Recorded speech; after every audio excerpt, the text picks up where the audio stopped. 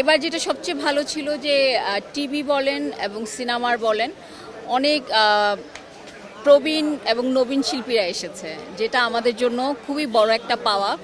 এবং এই যে আমাকে বারবার একটা প্রশ্ন করা হচ্ছিল যে লাস্ট 2 বছর আমি কি করেছি, আজকের ভোটেই কিন্তু সেটা বলে দিয়েছে যে লাস্ট 2 বছর আমি কি করেছি।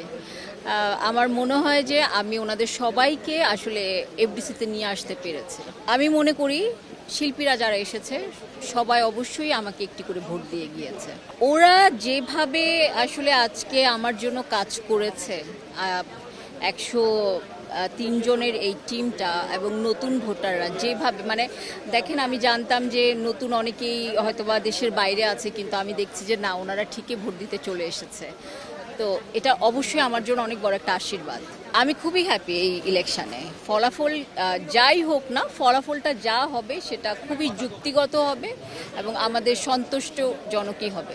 গত বছর নির্বাচনটা আমার জন্য এত স্ট্রেসফুল একটা নির্বাচন ছিল, মনে হচ্ছিল যে আসলে মানুষ যুদ্ধ করে না, গত বছর নির্বাচনটা আসলে আমার জন্য একটা যুদ্ধ ছিল।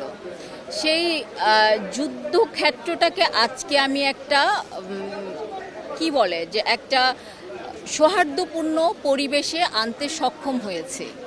তো আমার কাছে আজকে নির্বাচনটা করে আমি খুবই হ্যাপি। আমার কাছে মনে হচ্ছে যে আমি অনেক লাকি, আমি অনেক সাকসেসফুল যে আমি এতগুলি শিল্পীকে, এতগুলি মানুষকে এখানে আনতে পেরেছি। কাজ তো আসলে প্রথম যেটা করতে চাই সেটা হলো হল নিয়ে আমরা অলরেডি কাজ করছি।